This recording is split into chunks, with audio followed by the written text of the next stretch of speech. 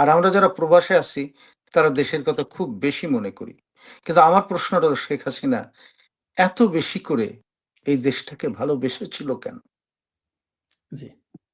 এইটাই হচ্ছে তার সবচেয়ে বড় দোষ। এত বেশি করে তিনি নারীর অধিকার দিল কেন? এবং প্রত্যেকটা জায়গায় আমরা যারা সংগঠন করি তাদেরকে ডাইরেক্ট, ইনডাইরেক্ট নির্দেশ ছিল 30% কমিটিতে নারী নেতৃত্ব থাকতে হবে। এবং কয়েক লক্ষ ভূমিহীন মানুষের ঘর করে দিল। কেন দিল? সুতরাং এই যে নানান ধরনের ভিতর থেকে যে প্রেম, ভিতর থেকে যে নিখাদ ভালোবাসা শেখ হাসিনা দিছে, আসলে আমরা কি ভালোবাসা গ্রহণ করার উপযুক্ত ছিলাম? নাহলে একটা মেয়ে রাস্তায় দাঁড়ায়া শেখ হাসিনা ক্রিটিসাইজ কি করে করে? যে মানুষটি দিনভর পরিশ্রম করে একটি দেশকে মধ্যম আয়ের দেশে পরিণত করলো, সেই নারীটাকে আমরা কত অকৃতজ্ঞ একটি জাতি, তারে আমরা বাধ্য করলাম দেশ ছেড়ে চলে যেতে। অর্থাৎ এইটা আমি আসলে আমার মাথায় যাচ্ছে না। তো আপনি যেটা বলছেন যে এই যে গণভোট আয়োজন কি সংবিধানের মতো, মানে সংবিধানের মানে বিনাশের কৌশল কিনা?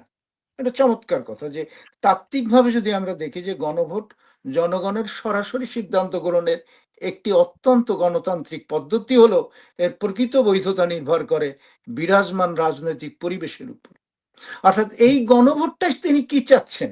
তিনি নির্বাচনের কথা কিন্তু বলতেছেন না, বলতেছেন না ভোট দিবেন। আরে ভাই, না ভোট কেন দিব সেই কথা কিন্তু নাই। না ভোটটা দিবেন কিন্তু ওনারে বাঁচানোর লিগে। উনি যে হত্যা করেছে, গুম করেছে, এই যে 87 জন আওয়ামী লীগের নেতাকর্মীকে জেলখানায় হত্যা করেছে, এগুলি বাঁচার জন্য ওই যে আইন উপদেষ্টা আর এই যে মহাময় কি মহামতি ইনুস সাহেব নিজেদের জীবন বাঁচানোর জন্য গণভোট দেন সবকিছু জায়েজ করার জন্য। আর অন্যদিকে যেমন আমাদের যদি কোনো দেশে মত প্রকাশের স্বাধীনতা, গণমাধ্যমের নিরপেক্ষতা এবং বিরোধী মত প্রচারের সমান সুযোগ না থাকে, তবে সেখানে গণভোট, জনমত যাচাইয়ের পরিবর্তে কেবল ক্ষমতার চাহিদা।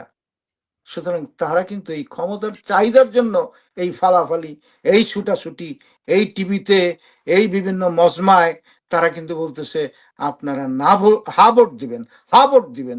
আরে বাবা, জাতি তো জানলই না কি জন্য তারা হা ভোট দিবে। আর সেই কারণেই হা ভোট নেওয়ার জন্য তারা কিন্তু কোমর বেঁধে লেগেছে।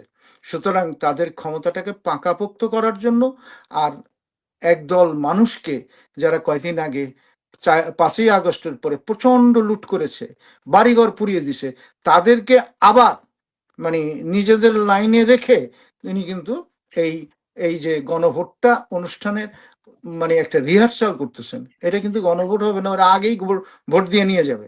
সুতরাং আমাদের উচিত হলো যে এই যে গণভোট, নির্বাচন, এগুলো পুরোপুরিভাবে বয়কট করা। আমি জানি না যে বাংলাদেশে আওয়ামী লীগ কি পদক্ষেপ নেবে। আমার কথা হলো যে এটি কোনো নির্বাচন হচ্ছে না।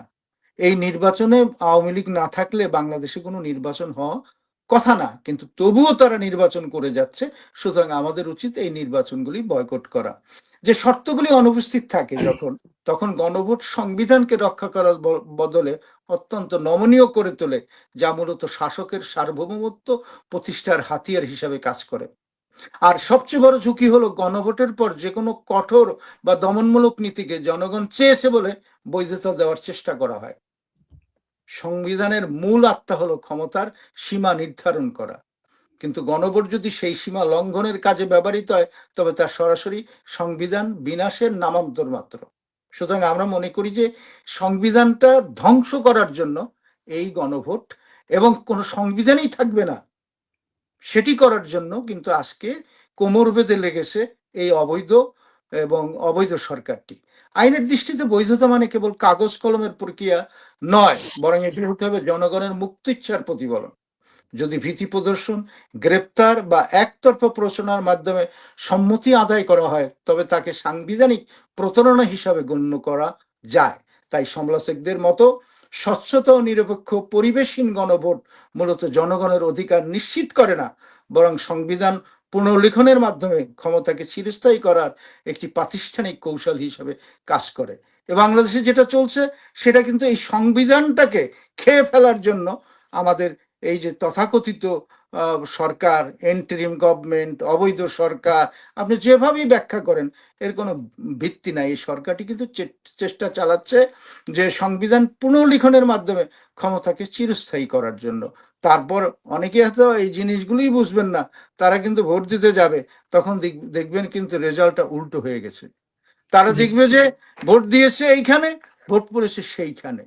এটা কিন্তু গত গত যে স্টুডেন্ট ইউনিয়ন নির্বাচনে আমরা দেখেছি। আরে বাবা, কি ক্ষমতা! এই ক্ষমতা নীল খেতেও এই ব্যালট বাক্স পাওয়া যাচ্ছে। সুতরাং জি, আপনি ভোট দিবেন এখানে, ভোট চলে যাবে ওখানে। জি, সুতরাং এই যে চিরস্থায়ী করার জন্য এই এই যে অবৈধ সরকারটি কিন্তু প্রাণপণে চেষ্টা করে যাচ্ছে। জাতি সাবধান থাকুক সেই প্রত্যাশা করি। ধন্যবাদ।